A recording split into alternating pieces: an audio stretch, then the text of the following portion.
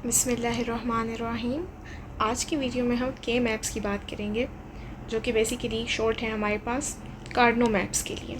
तो बेसिकली इन्हें मॉरिस कार्डिनो ने इंट्रोड्यूस कराया था 1953 में। और बेसिकली हमारे पास एक ग्राफिकल मेथड है बूलियन एक्सप्रेशंस को सिंप्लीफाई करने के लिए। और एक ये बात कि हमें सिंप्लीफिकेशन की ज़रूरत क्यों है, तो इसमें कुछ फैक्टर्स हमारे पास आ जाते हैं, जिस तरह कि कॉस्ट का फैक्टर आ जाता है। लाइक जितने कम गेट होंगे उतनी फ्यूअर आईसीज़ होंगी, integrated circuits. Than manufacturing cost कम आएगी।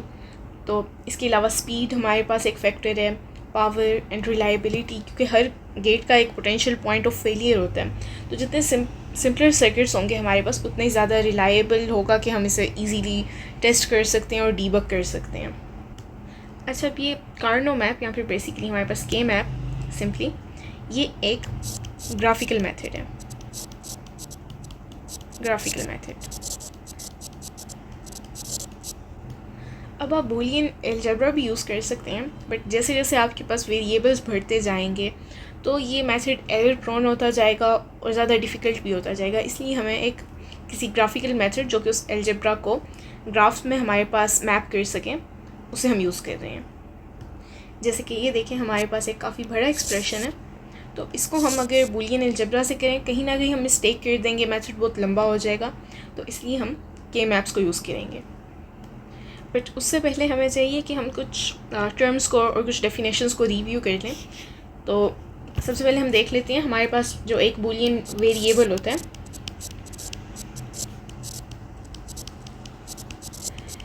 ये बेसिकली सिंपली हमारे पास कोई भी, जिसे हम कैपिटल लेटर से रिप्रेजेंट करते हैं, ए, बी, सी और डी, जो कि हमारे पास हमारे सर्किट के इनपुट को रिप्रेजेंट कर रहा होता है। अब इसकी दो फॉर्म्स हो सकती हैं। एक तो हमारे पास ट्रू फॉर्म हो सकती है, जिसे आप अगर फॉर एग्जांपल ए है तो आप इसे सिंपली ए लिखेंगे, ठीक है। और एक इसकी हमारे पास कॉम्प्लीमेंटेड फॉर्म हो सकती है, कॉम्प्लीमेंटेड फॉर्म।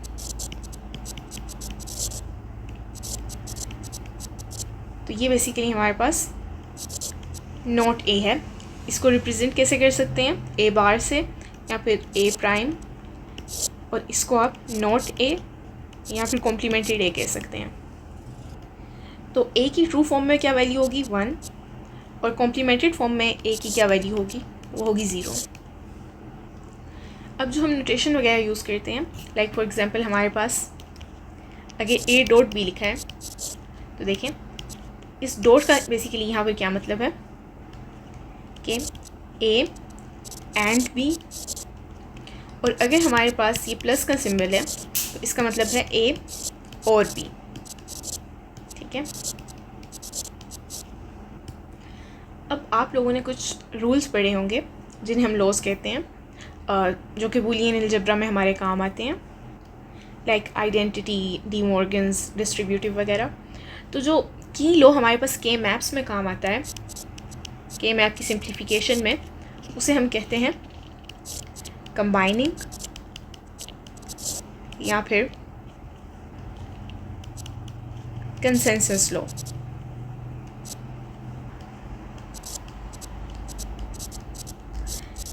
जो कि बेसिकली हमारे पास क्या है कि ए एंड बी और A and B complement is equal to A. अच्छा, ये जो एंड है, बेसिकली एंड को आप लोगों को पता है, इसे हम प्रोडक्ट भी कहते हैं, प्रोडक्ट। एंड ये जो और है, इसे हम सम भी कह सकते हैं। अच्छा, तो ये लो हमें बेसिकली क्या कह रहा है कि अगर हमारे पास दो टर्म्स ऐसे हैं जिनका प्रोडक्ट हो रहा है, लाइक ए, इधर ए बी का ये एक टर्म हो गया, इनके बीच में प्रोडक्ट का रिलेशन है, ठीक है। और दूसरा हमारे पास टर्म है ए डॉट बी कॉम्प्लीमेंट, और ये जिन दो टर्म्स का प्रोडक्ट हो रहा है ये आइडेंटिकल हैं। देखें ए बी बी, राइट, दोनों आइडेंटिकल हों। एक्सेप्शन हमारे पास सिर्फ क्या है कि एक वेरिएबल हमारे पास ट्रू फॉर्म में हो और दूसरा जो है वो हमारे पास कॉम्प्लीमेंटेड फॉर्म में हो। लाइक इस एक्सप्रेशन में से कोई भी एक जो हमारे पास वेरिएबल है, लाइक बी ले लें, ठीक है, वो एक वेरिएबल यहाँ पर तो ट्रू फॉर्म में है, लेकिन वही दूसरे टर्म में हमारे पास कॉम्प्लीमेंटेड फॉर्म में है। क्या इस फ़र्क के अलावा इन दोनों टर्म्स में हमें कोई भी डिफरेंस दिख रहा है? तो नहीं दिख रहा। तो ये लो हमें क्या कहते हैं कि इन दो टर्म्स को हम मर्ज कर सकते हैं एक सिंगल टर्म में, ठीक है। कौन से सिंगल टर्म में? उस वेरिएबल को निकाल के, ये वाला वेरिएबल जो कि एक जगह ट्रू फॉर्म में था, एक जगह कॉम्प्लीमेंटेड फॉर्म में, उसको निकाल के हम इनको मर्ज कर सकते हैं, यानी कि इस वेरिएबल के बगैर। तो फिर बचेगा क्या हमारे पास? बेसिकली ए। जो के मैप्स हैं हमारे पास, वो बेसिकली इसी पैटर्न को ऑटोमेट कर देते हैं। ये पैटर्न हम डिटेक्ट कर पाएँ तो इस चीज़ की ऑटोमेशन हमारे पास के मैप्स में हो जाती है। ओके, अब इसमें हमारे पास एक इम्पोर्टेंट कॉन्सेप्ट है के मैप्स में, वो है SOP, sum of products. Sum of products. तो बेसिकली सम ऑफ प्रोडक्ट, आपको इसके नाम से पता चल रहा होगा कि प्रोडक्ट्स का हमने सम करना है। और प्रोडक्ट हम किसे कहते हैं? प्रोडक्ट आपको बताया था ये एंड है, और सम हमारे पास क्या था? ये और है। तो हमने सम करना है, मतलब कि हमने ओरिंग करनी है। अब किसकी करनी है? प्रोडक्ट वाले टर्म्स की। तो बेसिकली आपके पास दो या उससे ज़्यादा प्रोडक्ट वाले टर्म्स होंगे, लाइक ए और बी इसका प्रोडक्ट है, देन ए और बी कॉम्प्लीमेंट इसका प्रोडक्ट है। तो इन दोनों को आप और कर दें, मतलब कि इसके दरमियान में ये सम आ जाएगा। तो इन दो प्रोडक्ट्स का सम हो रहा है, इसे हम SOP फॉर्म कहते हैं। अब जब हम के मैप्स को यूज़ करते हुए सिंप्लीफिकेशन करते हैं तो हमारा एम यही होता है कि हम एक मिनिमल SOP एक्सप्रेशन बनाएं, ठीक है, जिसमें यानी कि फ्यूएस्ट प्रोडक्ट वाले टर्म्स वो सबसे कम हो हमारे पास, ठीक है। तो और उनके दरमियान में हमारे पास फ्यूएस्ट लिटरल्स हों पर टर्म, यानी कि लिटरल हम किसे कहते हैं? बूलियन एक्सप्रेशन, जो हमारा एक बूलियन वेरिएबल होता है, फॉर एग्जांपल ए या फिर ए कॉम्प्लीमेंट, तो ये एक लिटरल है हमारे पास, राइट। तो हम कैसी फॉर्म में जाना चाह रहे हैं कि एक तो हमारे पास कोई भी प्रोडक्ट वाले टर्म है ये कम से कम हो, फ्यूएस्ट, और लिटरल्स भी हमारे पास कम से कम हो। लाइक अगर सिंपली हमारे पास ए बच रहा है, ये सिंगल लिटरल बच रहा है, तो ये हम चाहेंगे कि लिटरल्स भी हमारे पास फ्यूएस्ट हों। अच्छा, नेक्स्ट कॉन्सेप्ट हमें समझना होगा मिन टर्म का। ओके, तो मिन टर्म बेसिकली हमारे पास क्या है? ये एक प्रोडक्ट टर्म होता है जिसमें एग्जैक्टली हमारे पास हर इनपुट वेरिएबल एक बार मौजूद हो, या तो अपनी ट्रू फॉर्म में या फिर कॉम्प्लीमेंटेड फॉर्म में। अब बेसिकली अगर हमारे पास फॉर एग्जांपल एक फंक्शन है जिसमें हमारे पास n इनपुट वेरिएबल्स हैं, तो इसके पॉसिबल इनपुट के कॉम्बिनेशन हमारे पास कितने होंगे? तो उसका फॉर्मूला है हमारे पास 2n, ठीक है। तो इसका मतलब है कि हमारे पास मिन टर्म के लिए कितनी पॉसिबिलिटीज़ हैं? 2n। क्यों? क्योंकि देखें, मिन टर्म हमें क्या कह रहा था कि इसमें एक ऐसा प्रोडक्ट टर्म है जिसमें हर इनपुट वेरिएबल हमारे पास एग्जैक्टली एक बार आया होगा। तो फॉर एग्जांपल आपके पास ए, बी और सी है, ठीक है, इसके आपने कॉम्बिनेशंस बताने हैं। तो ए, बी और सी एक कॉम्बिनेशन हो गया, दूसरा आपके पास ए, बी, सी तीनों का कॉम्प्लीमेंट भी हो सकता है, राइट। और इसी तरह ए, बी, सी। तो बेसिकली आप इसे ऐसे कह सकते हैं कि फॉर एग्जांपल 0 0 0 है, देन 1 1 1 का होता है, ये इनसे कोरिस्पॉन्ड नहीं कर रहे, वैसे हम देख रहे हैं, ठीक है। और 0 1 0, राइट। तो ये काफ़ी हमारे पास जितने बन जाते हैं, लाइक 2^3 में टोटल 8 कॉम्बिनेशन हमारे पास बनेंगे। अच्छा, तो अब इन 8 कॉम्बिनेशंस में हमारे पास होता क्या है कि हर इनपुट, यानी कि ए का इनपुट, बी का इनपुट और सी का इनपुट हमारे पास एक ही दफ़ा आ रहा होता है ना, क्योंकि हम कॉम्बिनेशंस देख रहे हैं। ऐसा तो नहीं कि ए का हमारे पास 2 दफ़ा इनपुट आ रहा हो, नहीं। तो इसलिए हर इनपुट हमारे पास एग्जैक्टली वंस आ रहा है। तो ये जितने कॉम्बिनेशंस हैं हमारे पास, ये 8 हमारे पास मिन टर्म की पॉसिबिलिटीज़ हैं। अच्छा, एक मिन टर्म्स को समझने के लिए हम एक छोटा सा टेबल देख लेते हैं, ठीक है। तो बेसिकली अगर हमारे पास 3 वेरिएबल फंक्शन है एक, मतलब कि उसमें 3 वेरिएबल्स आ रहे हैं, ए, बी और सी, ठीक है। तो यहाँ हमारे पास रोज़ आ गई। वेरिएबल्स हमारे पास कितने हैं, ए, बी और सी। और यहाँ पर हम लास्ट कॉलम में मिन टर्म्स लिख लेते हैं। ठीक है, अब देखें 3 वेरिएबल्स हैं तो पॉसिबिलिटीज़ हमारे पास कितनी हैं, 8। तो हम 0 से स्टार्ट करते हैं। 0 1 2 3 4 5 6 7। तो 0 से 7 तक 8 पॉसिबिलिटीज़ हो गई। अब देखें हम लिख लेते हैं। फॉर एग्ज़ाम्पल सबसे पहले तीनों हमारे पास कॉम्प्लीमेंटेड है, 0 फॉर्म में, ठीक है। Then 0 0 1, okay, then 0 1 0 and 0 1 1 and then 1 0 0 and 1 0 1 1 1 0 and 1 1 1। Okay, अब इनके मिन टर्म्स हमारे पास क्या बनेंगे, देखें हमने यानी कि अपनी प्रोडक्ट फॉर्म में लिखना है और हर हमारे पास वेरिएबल एक दफ़ा आ रहा होगा प्रोडक्ट फॉर्म में। 0 वैल्यू है मतलब कि ए कॉम्प्लीमेंटेड है, राइट। बी भी कॉम्प्लीमेंटेड है और सी भी कॉम्प्लीमेंटेड है। इसी तरह यहाँ पर A complemented, B complemented, dot C अपनी ट्रू फॉर्म में है। Then A complemented, B true form में और सी हमारे पास कॉम्प्लीमेंटेड। अच्छा, अब इन सबको आपने इनके सिंबल्स क्या हैं, तो ये देखें, ये फर्स्ट था तो ये एम नोड, ये हमारे पास M1, ठीक है। Then M2 and so on, और ये इसी तरह चलते जाएंगे और एंड पर ये हमारे पास तीनों ट्रू फॉर्म में हैं, A dot B dot C। अच्छा, देन हमारे पास आती है एक नोटेशन जिसे हम सिग्मा नोटेशन कहते हैं। इसमें बेसिकली हम ये सिंबल यूज़ करते हैं समेशन का। तो आप एक पूरा बूलियन एक्सप्रेशन लिखने के बजाय मिन टर्म्स को लिस्ट कर सकते हैं जो कि एक 1 का आउटपुट हमारे पास प्रोड्यूस करते हैं, ठीक है। तो इसे अगर हम सिग्मा नोटेशन में लिखना चाहें तो फॉर एग्जांपल एक फंक्शन हमारे पास है ए, बी और सी का, तो इसे हम लिख सकते हैं समेशन ऑफ मिन टर्म्स, कौन से, 1 3 5 और 7। तो अब इसका मतलब क्या हुआ, इसका मतलब है कि जो f है वो इक्वल होगा 1 के रो नंबर 1 पे, रो नंबर 3 पे, रो नंबर 5 पे और रो नंबर 7 पे। यानी कि जब आप इसका ट्रुथ टेबल देखेंगे तो इन रोज़ में हमारे पास वैल्यू 1 पे आएगी और इन रोज़ के अलावा हमारे पास वैल्यू 0 पे आएगी।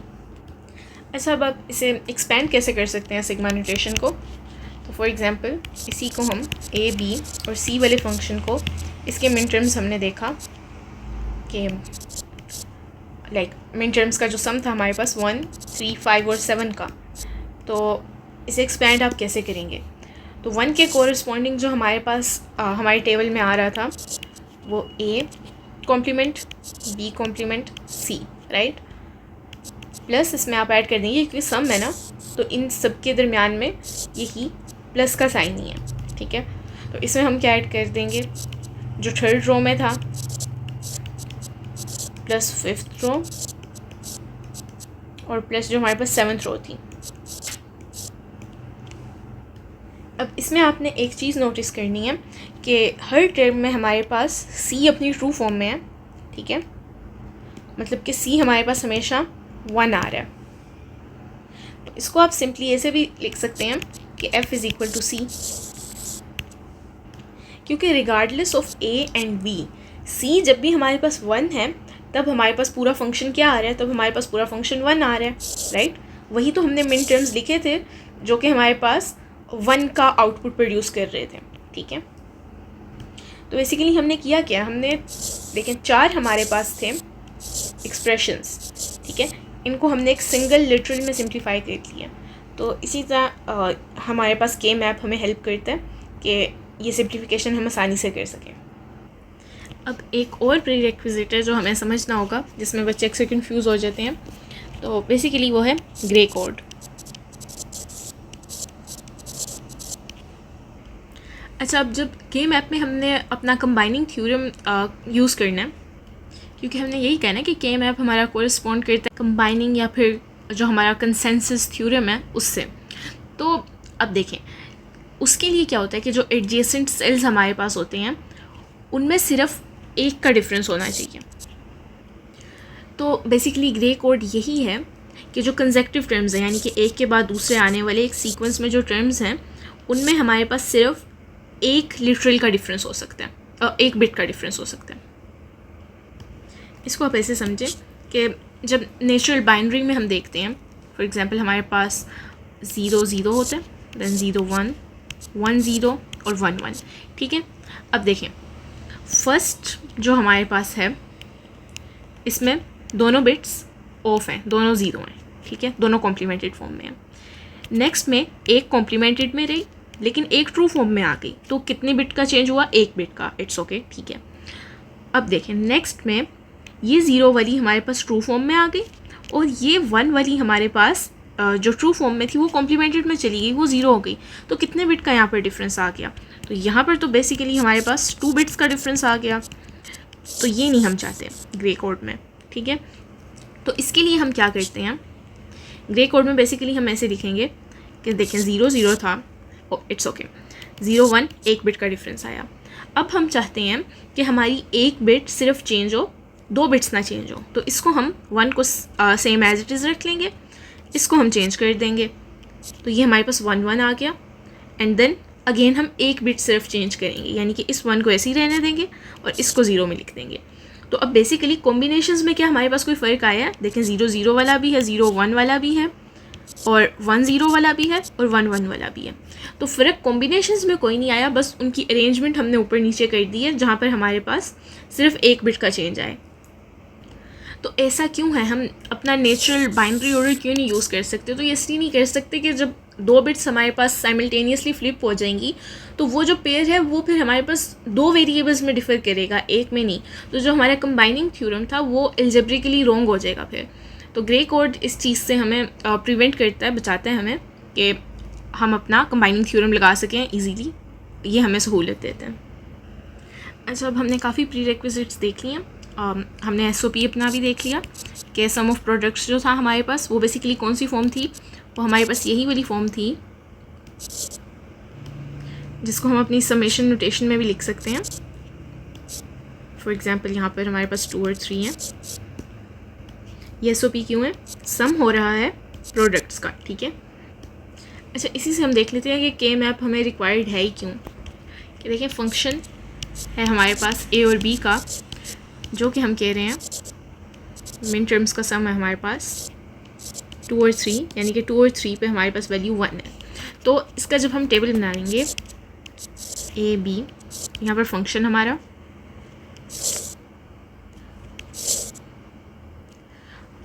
ओके, तो देखें 0 0 0 1 1 0 एंड 1 1। अब ये रोज़ हमारे पास देखें 0 1 2 और 3।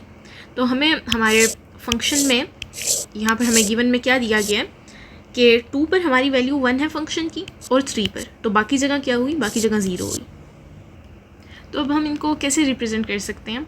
तो देखें, जो सेकंड रो है, देखिए हम इनका सम कर रहे हैं ना, सम ऑफ प्रोडक्ट्स, इन दोनों के प्रोडक्ट्स का सम।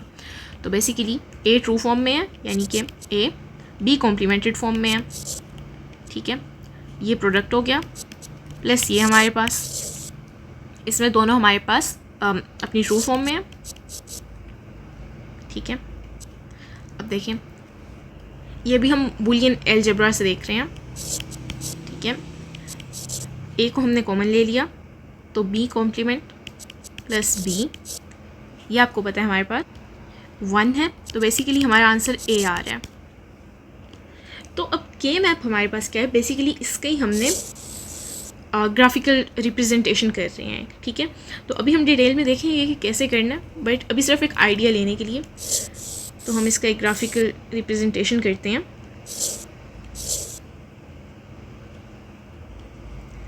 अच्छा, यहाँ पर इस साइड पर हमारे पास B बार, यहाँ B, ठीक है। पहले आपने कॉम्प्लीमेंटेड फॉर्म वाला लिखना है। अब यहाँ हमारे पास कितनी रोज़ थी? हमारे पास बेसिकली 4 ही रोज़ थी ना, ठीक है। तो इसी तरह हम इनको कह लेते हैं 0 1 2 और 3। अब हमारे फंक्शन के मुताबिक हमारे पास 1 कहाँ आ रहा था? तो ये मिन टर्म में देखें, रो 2 पे और रो 3 पे।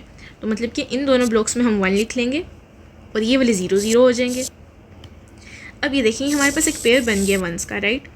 अब इसमें हमने ये देखना है कि हमारा ए वेरिएबल या फिर बी वेरिएबल, इन दोनों में से किसकी वैल्यू चेंज नहीं हो रही, ठीक है। तो अगर आप इनके कोरिस्पॉन्डिंग बी को देखें तो बी पहले हमारे पास बी कॉम्प्लीमेंटेड फॉर्म में था, देन बी ट्रू फॉर्म में है, मतलब ये चेंज हो रहा है। लेकिन इससे कोरिस्पॉन्डिंग जब हम ए वेरिएबल को देख रहे हैं तो वो हमारे पास सेम रह रहा है, ठीक है। तो ये जो वैल्यू हमारे पास सेम रह रही है इसको हम आउटपुट में लिख सकते हैं। तो इसका मतलब क्या हुआ कि चाहे आप अपने बूलियन अलजेब्रा से कर रहे हो एक्सप्रेशंस को सिंप्लीफाई या फिर के मैप से, आंसर आपके पास सेम आ रहा है। तो फिर के मैप को यूज़ क्यों करें, क्योंकि ये तो अभी 2 वेरिएबल्स हैं हमारे पास। जब हमारे पास 3 4 5 वेरिएबल्स या इससे ज़्यादा आएंगे तब ये मेथड हमारे पास काफ़ी टीडियस हो जाएगा। तो ये ज़रा ग्राफिकल हमारे पास ईजी रहेगा, इसलिए हम इसे देख रहे हैं। अच्छा, तो अब हम स्टार्ट करते हैं सबसे पहले 2 वेरिएबल के मैप से। मतलब कि इसका फंक्शन है हमारे पास, इसमें हमारे पास 2 वेरिएबल्स हैं। आगे मिन ट्रिम्स का हमारे पास सम है 1 2 और 3, मतलब कि यहाँ पर हमारे पास 1 वैल्यू आएगी आउटपुट में फंक्शन की, ठीक है। तो अब 2 वेरिएबल्स के लिए आपको पता है बेसिकली हमारे पास 4 कॉम्बिनेशंस बन रहे हैं ना, ठीक है। 2 raised to power 2 4, ठीक है। तो जो आपने अपना टेबल बनाना है बेसिकली के मैप का, के मैप बनाना है, उसमें आपके पास 4 क्वाड्रेंट्स के लिए होने चाहिए, ठीक है।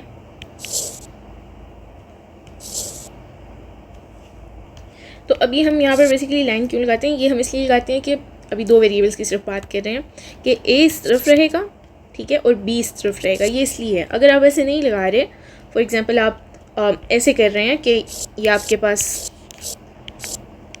4 क्वाड्रेंट्स तो हैं, ठीक है। इधर आप लिख लें, क्या कहते हैं, इधर आप लिख लें कि बी हमारा कॉम्प्लीमेंटेड फॉर्म में है, इधर लिख लें कि बी ट्रू फॉर्म में है, और यहाँ आप लिख लें ए कॉम्प्लीमेंटेड फॉर्म में है और ए ट्रू फॉर्म में है, और यहाँ पर अपनी वैल्यूज़ फिल कर लें। लेकिन ये हम इजीनेस के लिए कर रहे हैं, ठीक है। अच्छा, तो अब देखें हमारे फंक्शन के मुताबिक सबसे पहले हम यहाँ पर लिख लेते हैं कि ये बी कॉम्प्लीमेंटेड इधर आएगा, हमेशा कॉम्प्लीमेंटेड पहले आएगा, ठीक है। ए कॉम्प्लीमेंटेड इधर आएगा, बी ट्रू में इधर, ए ट्रू में इधर। अब बेसिकली यहाँ पर देखें कहाँ कहाँ हमारे पास किस किस क्वाड्रेंट में 1 आ रहा है, वो हमने फिल करना है। अच्छा, ये हमारी 0th रो है, 1 2 और 3। अब 1 बेसिकली हमारे पास आ रहा है फर्स्ट रो में, सेकंड रो में और थर्ड रो में। तो जिसमें नहीं आ रहा उसमें क्या है, उसमें 0 है, ठीक है। तो ये हमारे पास मिन टर्म 0th है, ये आपको पता है, ठीक है।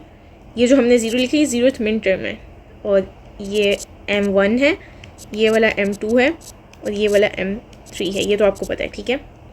तो इनको हम मिटा भी दें तो कोई बात नहीं है।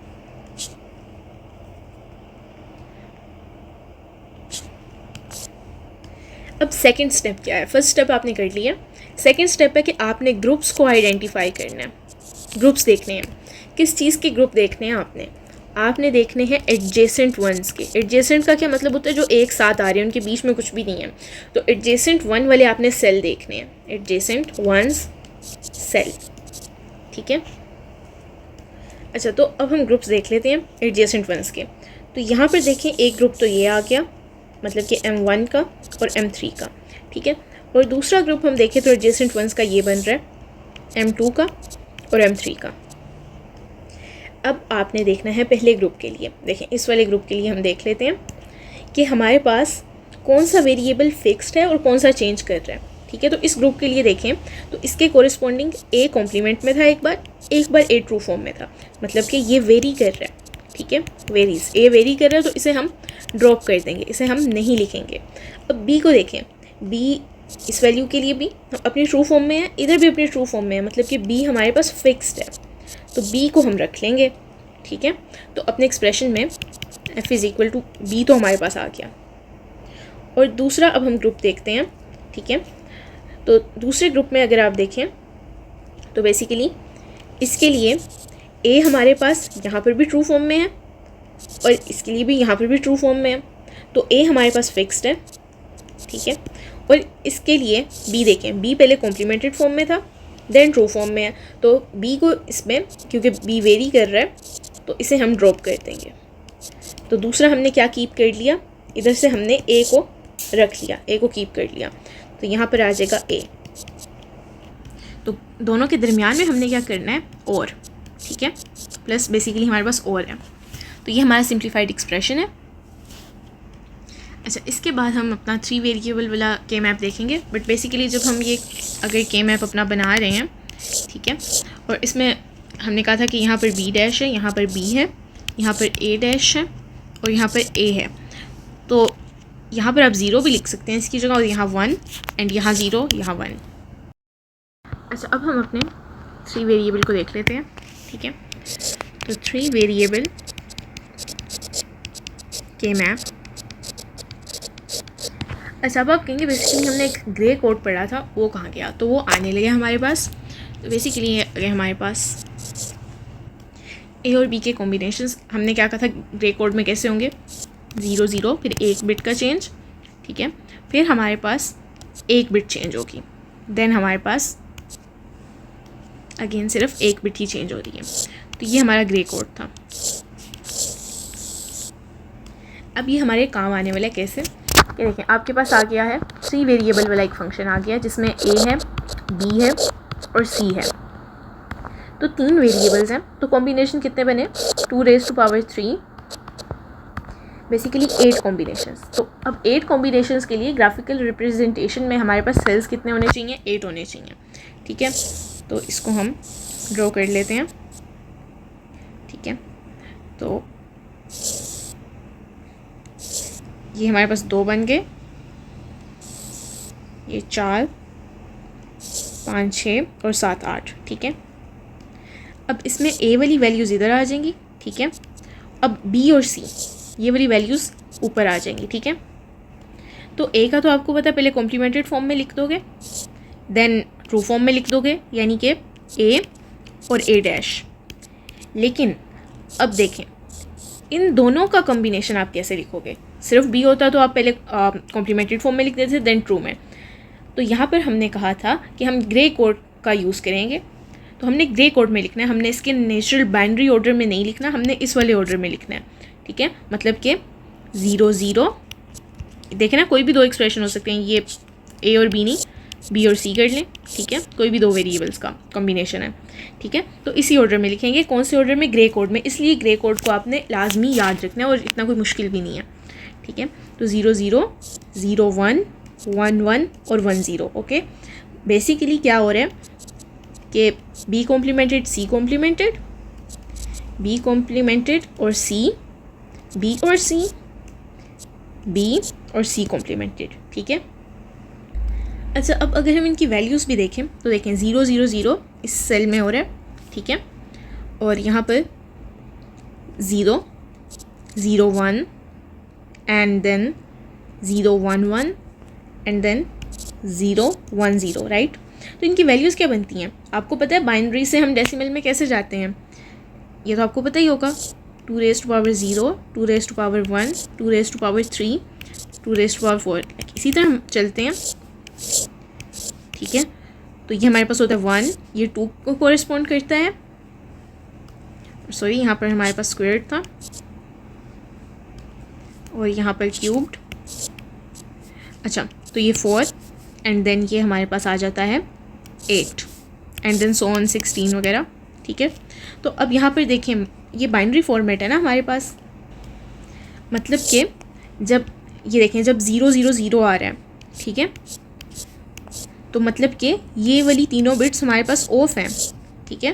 तो इसकी पूरी वैल्यू क्या बनी, इसकी वैल्यू 0 बन जाएगी, ठीक है। देन 0 0 1 मतलब कि ये भी 0 है, ये भी 0 है, बट ये वाली बिट ऑन है, तो इसके कोरिस्पॉन्डिंग देखें, अगर ये वाली बिट ऑन है मतलब सिर्फ 1 वाली, ये डेसिमल है, ठीक है, डेसिमल में 1 वाली बिट ऑन है, यानी कि 2⁻0 वाली, तो इसकी वैल्यू 1 बन जाएगी।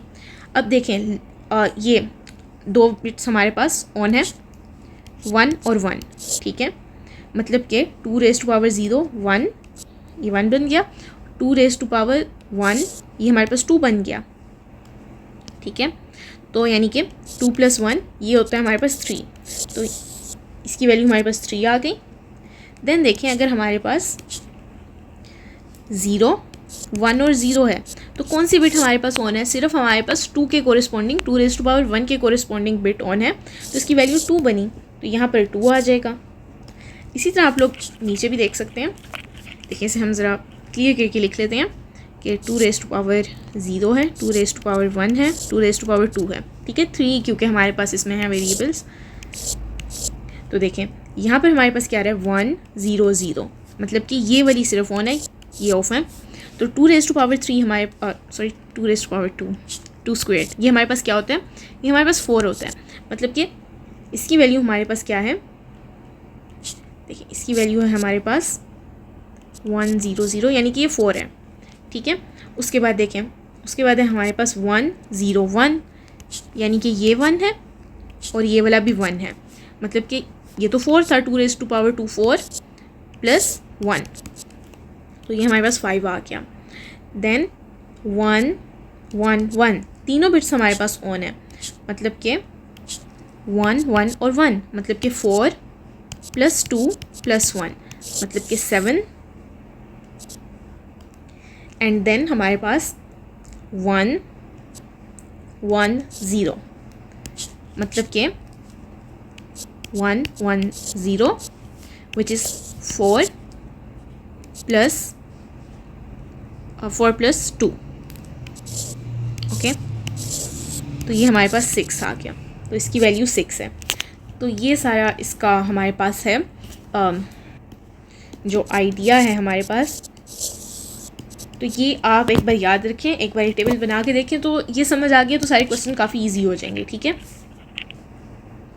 तो ये इसलिए मैंने ये वाला आप लोगों को रिफ्रेशर भी दे दिए कि कभी कभी नहीं भी याद रहता, तो decimal to binary and binary to decimal conversion कैसे करनी है, तो ये सिंपल सा आप बना के रखें, ठीक है।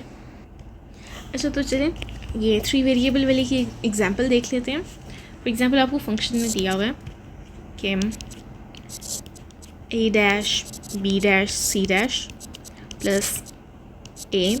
a'(b'(c'), ठीक है। तो अगर आपको समेशन वाली फॉर्म में नहीं भी दिया हुआ, पर आप देख तो सकते हैं कि ये हमारे पास प्रोडक्ट्स का सम ही है, ठीक है। तो इसको हम ऐसे भी सॉल्व करके देख लेते हैं।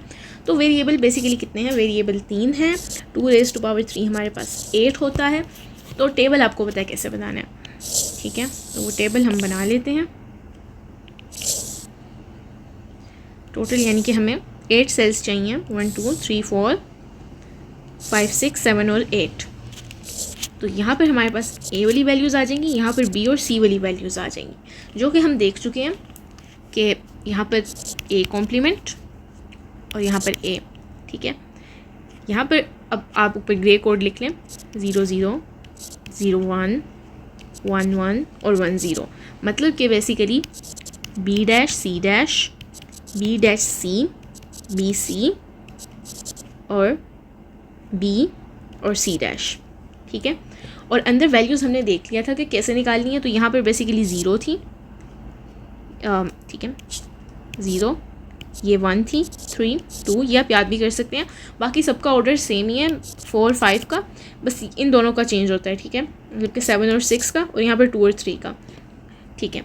अब हमने क्या करना है कि बेसिकली हमारे पास 1 वैल्यू कहाँ पर आ रही है, हमें क्या बताया गया मिन टर्म्स का कि जहाँ पर A', B' और C' है, तो वो कौन सा सेल है जहाँ पर तीनों हमारे पास कॉम्प्लीमेंटेड फॉर्म में है, तो वो ये 0th सेल है, तो इसकी वैल्यू ऑफ 1 लिख लेंगे, ठीक है। और कौन से सेल में हमारे पास वैल्यू 1 आ रही है, तो बेसिकली ये जहाँ पर A हमारे पास ट्रू फॉर्म में है, B और C कॉम्प्लीमेंटेड में है, तो B और C तो कॉम्प्लीमेंटेड में यहाँ है और A भी हमारे पास ट्रू में यहाँ है, तो यहाँ पर हम 1 लिख लेंगे। अब बाकी सारे में हम क्या लिख लेंगे, 0। तो अब आपको वंस का ग्रुप तो मिल गया ना, वो कौन सा है, वो ये ग्रुप है वंस का। अब आपने देखना है कि इसके लिए फिक्स्ड कौन सी वैल्यू है और इसके लिए वेरिएबल कौन सी है। तो अगर आप ए को देखें तो ए यहाँ पर इसके लिए कॉम्प्लीमेंटेड फॉर्म में है, देन ए चेंज होकर ट्रू फॉर्म में चला गया, तो ए को आप ड्रॉप करते हैं, ठीक है। अब बी कॉम्प्लीमेंट और सी कॉम्प्लीमेंट देखें, क्या ये चेंज हो रहा है, ये यहाँ पर इसके लिए भी बी कॉम्प्लीमेंट सी कॉम्प्लीमेंट था, इसके लिए भी बी कॉम्प्लीमेंट सी कॉम्प्लीमेंट है, तो इसका आंसर बेसिकली सिंपली हमारे पास क्या आ गया, बी कॉम्प्लीमेंट सी कॉम्प्लीमेंट। तो ये काफ़ी ईजी हो गया हमारे पास। अच्छा, तो हम देखते हैं 4 वेरिएबल के मैप्स। तो जो 4 वेरिएबल में है, तो बेसिकली इसके कॉम्बिनेशंस कितने बन रहे हैं, 2⁴ विच इज़ 16। तो इसके लिए हमारे पास बेसिकली 16 ब्लॉक्स बनेंगे। ठीक है, वो कैसे बनेंगे, 4 पार्टीशंस हमने इधर कर ली और 4 हम इधर कर लेते हैं। तो 4 × 4 हमारे पास होता है 16। ठीक है, अब इसमें आप कैसे लिखेंगे, देखें फॉर एग्जांपल हमारे पास फंक्शन है A, B, C और D का। तो पहले तो हम ये करते थे, A इधर लिखते थे और बाकी B और C 3 में हम इधर लिख देते थे। बट उसमें भी आपने एक पैटर्न नोट किया होगा, जब हमारे पास सिर्फ A और B था तो ये लेफ़्ट हैंड साइड वाला हम इधर लिखते थे और ये राइट वाला हम इधर लिख देते थे। जब C आ गया था तो लेफ़्ट हैंड साइड वाला A हम इधर लिख देते थे और B C इधर लिख देते थे। तो अब भी हम इसी पैटर्न को फॉलो कर लेते हैं कि हम लेफ़्ट हैंड साइड वाला A और B इनको हम इधर लिख लेते हैं और C और D को हम इधर लिख सकते हैं।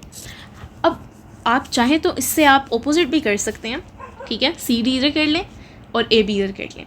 लेकिन अब देखें हमने क्या कहा था, हमने ग्रे कोड्स को फॉलो करना है। ठीक है, तो ग्रे कोड को फॉलो करते हुए हमारा क्या बनता था, 0 0 0 1 1 1 और 1 0। तो इधर भी अब हमने, क्योंकि पहले हमारे पास इधर सिर्फ 2 रोज़ आ रही थी, अब इधर भी 4 हैं, तो इधर भी हम ग्रे कोड को ही फॉलो करेंगे, 0 0 0 1 1 1 और 1 0।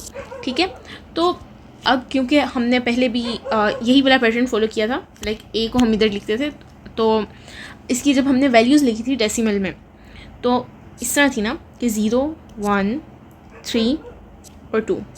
ठीक है, तो अगर हम अब जो हमने A B इधर लिखा है C D इधर, तो इसके हिसाब से अगर हम वैल्यूज़ को फिल कर लें तो वो हमारे पास बनती हैं 4 5 7 6। यहाँ तक तो हमारे पास सेम ही थी 3 वेरिएबल वाले टेबल में भी।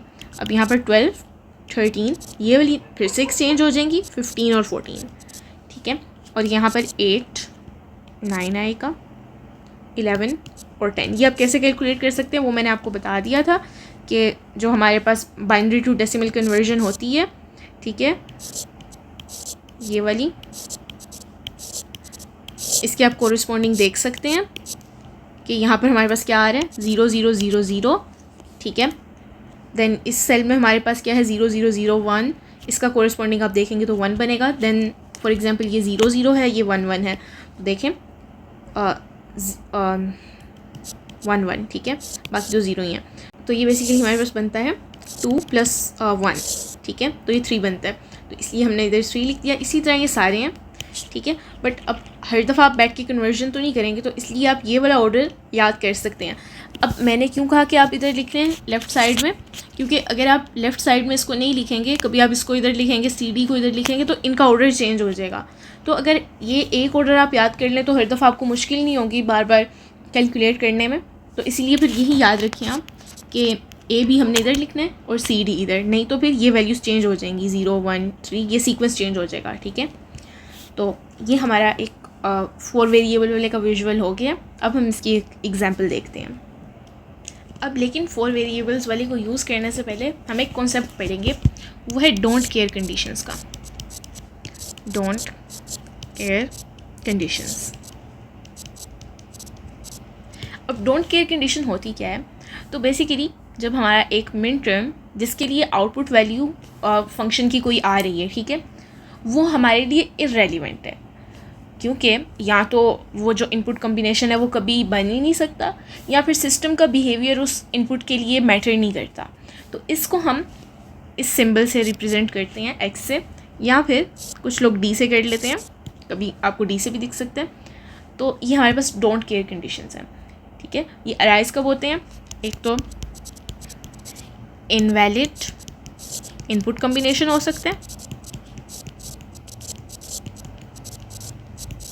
ठीक है, और दूसरा इररेलेवेंट स्टेट्स।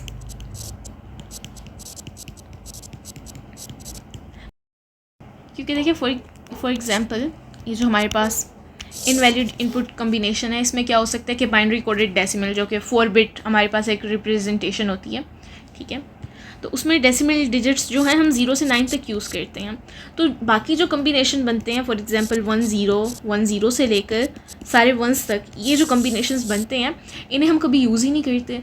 तो ये इनवैलिड एक कम्बिनेशन हो गया ना इस स्कीम के लिए, जैसे कि बाइनरी कोडेड डेसिमल के लिए। तो ये हमारे पास बेसिकली एक इररेलेवेंट चीज़ है, तो ये we don't care about this. Then irrelevant states में क्या है कि फॉर एग्जांपल आपके पास एक सिस्टम है, ठीक है, जो कि मशीन को कंट्रोल करता है, और उस मशीन में हमें कहा गया है कि ये सिर्फ 5 स्टेट्स में हो सकती है, ठीक है। इवन दो हमें 4 बिट्स दी गई हैं, तो 4 बिट्स के कितने कम्बिनेशन हो सकते हैं, 2⁴ 16 स्टेट्स में वो हो सकती है।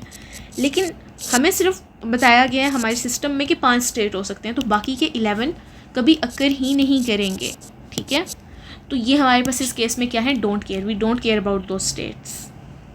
अब इसका हमें के मैप्स में क्या फ़ायदा है, तो के मैप्स में बेसिकली जब आपके पास ये एक्स वैल्यू, ये डोंट केयर की वैल्यू आ जाती है, तो इसका फ़ायदा ये है कि आप इसको 0 की तरह भी यूज़ कर सकते हैं, या फिर आप इसको 1 की तरह भी यूज़ कर सकते हैं, जो भी चॉइस हमें एक बड़े ग्रुप की तरफ लेके जाए। अच्छा, बड़ा ग्रुप क्यों, देखिए बेसिकली हमारे पास कैसे ग्रुप हो सकते हैं, यानी कि 2 का ग्रुप होता है उसे पेयर कहते हैं, 4 को आप कहेंगे क्वाड, ठीक है, 8 का ग्रुप होगा उसे आप कहेंगे ऑक्टेट, और 16 का ग्रुप हमारे पास फुल होता है।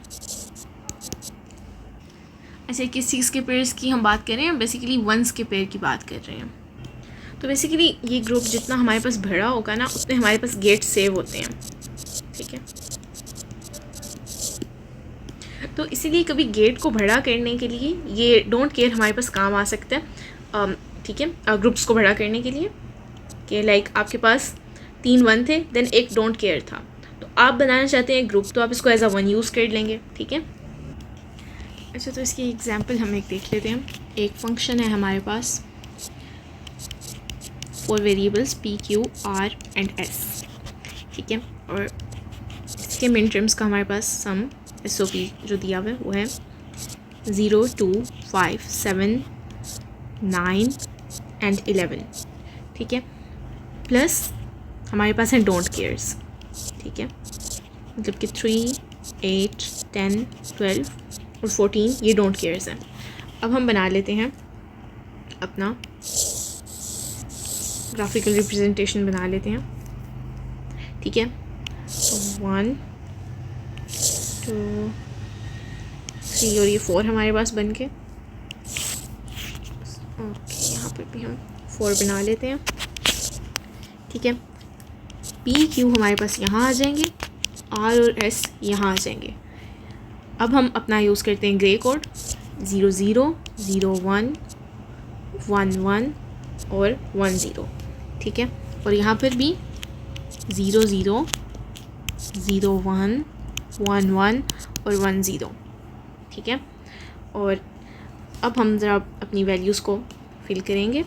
उसके लिए सबसे पहले जो हमने वैल्यूज़ देखी थी हर सेल की, वो फिल कर लेंगे, 0 1 3 2 then 4 5 7 6 12 13 15 14 8 9 11 और 10, ठीक है। अब हम फिल करते हैं। 0 में हमारे पास आ जाएगा 1, 2 में भी हमारे पास 1 आ जाएगा, 5 में भी 1 आ जाएगा, 7 में भी 1 आ जाएगा, 9 में भी 1 आ जाएगा, एंड 11 में भी हमारे पास 1 आ जाएगा। अब हम डोंट केयर्स को फिल कर लेते हैं। थर्ड कॉलम में हमारे पास डोंट केयर के लिए हम x लगा देते हैं, ठीक है। 8 में भी हम x लगा देते हैं, 10 में, 12 में और 14 में, ठीक है। अब देखें, अब ये हमारे पास फिल तो हो गया। ज़रा हम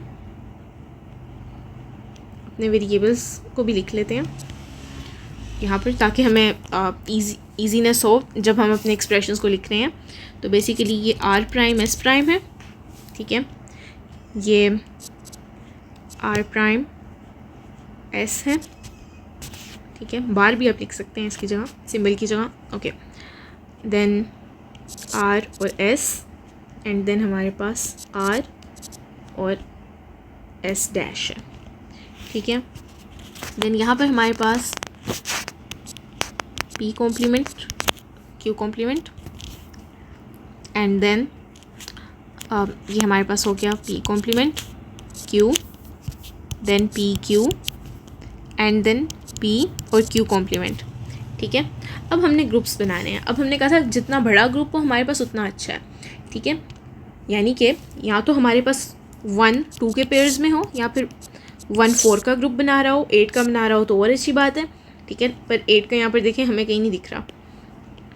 अब देखें, अगर हमारे पास डोंट केयर दिए गए हैं, ये देखें यहाँ पर हमारे पास 2 का पेयर तो बन रहा है, लेकिन जब साइड पर डोंट केयर्स 2 दिए गए हैं, मतलब कि डोंट केयर की वैल्यू 0 भी हो सकती है, 1 भी हो सकती है। बट जब हम इसे एज अ 1 यूज़ करके 4 का हम ग्रुप बना सकते हैं, एक हम क्वाड बना सकते हैं, तो वो हम क्यों ना बनाएं जबकि हमारे लिए अच्छा है। तो इसको हम एज अ ग्रुप बना लेते हैं। ये हमारे पास एक बन गया क्वाड का ग्रुप। ठीक है, अब देखें ये हमारे पास एक पेयर बन रहा है। एक और हम अगर हमें मिल जाए 4 का क्वाड मिल जाए तो वो हम कैसे देखेंगे। तो देखें ये कॉर्नर्स को भी आप कर सकते हैं। ये कॉर्नर एक है, ठीक है, और इन 2 डोंट केयर्स को हम यूज़ कर सकते हैं। तो ये कॉर्नर में हमारे पास एक क्वाड बन गया। अब आप ये भी सोच रहे होंगे कि इन डोंट केयर्स को यूज़ करके हम बना लें एक पेयर, तो नहीं। जहाँ पर हमारे पास 1 था, हमारा फोकस 1 पर है। ठीक है, तो 1 के साथ हम डोंट केयर को यूज़ कर रहे हैं, अदरवाइज़ अकेले डोंट केयर्स को हम यूज़ नहीं कर रहे, 1 पर हमारा फोकस है। तो ये हमारे पास हमारे पेयर्स बन गए। अब हम जो देखते हैं अपना कि हमारे पास कांस्टेंट इसमें क्या क्या है। तो अगर इस क्वाड में हम देखें तो हमारे पास क्या कांस्टेंट है। बेसिकली ये वाली वैल्यूज़ तो हमारे पास चेंज हो रही हैं, राइट। इनकी सब वैल्यूज़ के लिए चेंज हो रही है, तो सेम क्या रह रहा है, p q कॉम्प्लीमेंट। ठीक है, अब हम ये अपने कॉर्नर्स वाले के लिए देखते हैं। ठीक है, तो इधर हमारे पास देखा जाए तो क्या फिक्स्ड है। देखें इधर था हमारे पास r कॉम्प्लीमेंट और s कॉम्प्लीमेंट, इधर भी हमारे पास r कॉम्प्लीमेंट और s कॉम्प्लीमेंट, राइट। और नीचे के लिए भी r कॉम्प्लीमेंट s कॉम्प्लीमेंट है, और इधर भी इस x के लिए हमारे पास r और s कॉम्प्लीमेंट है। तो अब इन चारों में देखें तो ये r कॉम्प्लीमेंट तो हमारे पास अपनी ट्रू फॉर्म में जा रहा है, चेंज हो रहा है, लेकिन ये जो s कॉम्प्लीमेंट है ये इन चारों के लिए s कॉम्प्लीमेंट ही है। ठीक है, तो हमारे पास s कॉम्प्लीमेंट भी फिक्स्ड है। इसी तरह अब अगर हम ये रो वाइज देखें तो यहाँ पर हमारे पास देखें इन दोनों के लिए p कॉम्प्लीमेंट और q कॉम्प्लीमेंट है, और इन दोनों के लिए हमारे पास p और q कॉम्प्लीमेंट है। तो p तो चेंज हो रहा है, कॉम्प्लीमेंट से ट्रू फॉर्म में आ रहा है, लेकिन ये q कॉम्प्लीमेंट और q कॉम्प्लीमेंट यहाँ पर सेम है। तो यहाँ पर हमारे पास आ जाएगा q कॉम्प्लीमेंट भी आ जाएगा। और अब इन 2 के लिए हम देख लेते हैं स्पेयर के लिए। तो यहाँ पर हमारे पास तो बेसिकली यहाँ पर p कॉम्प्लीमेंट q ये तो सेम है। ठीक है, तो ये आ जाएगा p कॉम्प्लीमेंट q। ठीक है, और यहाँ पर अब हम देख लें तो r कॉम्प्लीमेंट था, r ट्रू फॉर्म में चला गया, ये तो चेंज हो रहा है, लेकिन s अपनी ट्रू फॉर्म में ही रह रहा है। तो यहाँ पर हमारे पास s ट्रू फॉर्म में आ जाएगा। ये हमारा फाइनल आंसर होगा। अच्छा, अब लास्ट में हम कुछ एक और अपना कॉन्सेप्ट क्लियर कर लेते हैं प्राइम इम्प्लीकेंट्स का। ठीक है, तो प्राइम इम्प्लीकेंट्स बेसिकली क्या होते हैं, ये हमारे पास largest possible valid group of adjacent 1 cells होता है। यानी कि जो 1 है हमारे पास, इसके जितने भी एडजेसेंट सेल्स हैं उनका हम एक ग्रुप तो बना रहे हैं। ठीक है, तो इसका लार्जेस्ट पॉसिबल जो वैलिड एक ग्रुप है वो हमारे पास प्राइम इम्प्लीकेंट है। ठीक है, जो इम्प्लीकेंट वर्ड है ना वो हमारे पास लॉजिक से आया है कि जो हम कहते हैं इम्प्लाई कर रहे हैं। ठीक है, तो अगर एक प्रोडक्ट टर्म है p तो वो इम्प्लीकेंट है फंक्शन का। ठीक है, फंक्शन f का। तो p is implicant of f अगर इसका हर इनपुट कॉम्बिनेशन, ठीक है, जो कि p को 1 बनाता है वो f को भी 1 बना रहा है। तो ये सबसे हमारे पास जनरल होता है। ठीक है, जनरल टर्म होता है। तो यानी कि ऐसे तो कई होते हैं ना हमारे पास वैलिड ग्रुप्स होते हैं। ठीक है, जो कि f को 1 बनाते हैं, लेकिन उनमें से जो सबसे जनरल टर्म है, ठीक है, लीस्ट स्पेसिफिक यानी कि लार्जेस्ट, उनमें जो सबसे बड़ा है वो क्या है, वो हमारे पास प्राइम इम्प्लीकेंट है।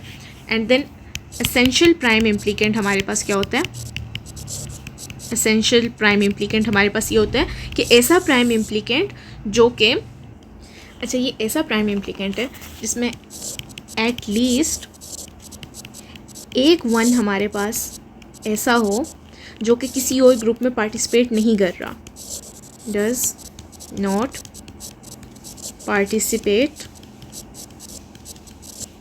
इन एनी अदर ग्रुप, तो वो फिर हमारा प्राइम इम्प्लिकेंट है।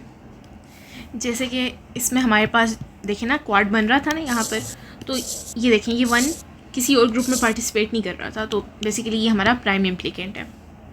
या फिर ये जो हमारे पास एंड पर भी क्वाड बन रहा है, इसमें से भी अगर आप कोई वन देख लें जो कि किसी और ग्रुप में पार्टिसिपेट नहीं कर रहा, तो वो प्राइम इम्प्लिकेंट, एसेंशियल प्राइम इम्प्लिकेंट हुआ, ठीक है। और प्राइम इम्प्लिकेंट सिंपली सबसे बड़ा जो ग्रुप है, सबसे जनरल सबसे बड़ा ग्रुप है, और अगर उस बड़े ग्रुप में ऐसा वन है जो कि कहीं और पार्टिसिपेट नहीं कर रहा, तो वो एसेंशियल प्राइम इम्प्लिकेंट है। ओके, तो जैसे बेसिकली आप लोगों ने ये बताना है कि हमारे पास एक प्राइम इम्प्लिकेंट था, एक यानी कि ग्रुप था वंस का सबसे बड़ा, और उसमें हमारे पास एक ऐसा मिन टर्म है, फॉर एग्जांपल M3, ये किसी और ग्रुप में पार्टिसिपेट नहीं कर रहा ये वाला वन, ठीक है। तो फिर ये वाला ग्रुप हमारा एसेंशियल प्राइम इम्प्लिकेंट है। तो आज की वीडियो के लिए हम बस यहीं तक देखते हैं।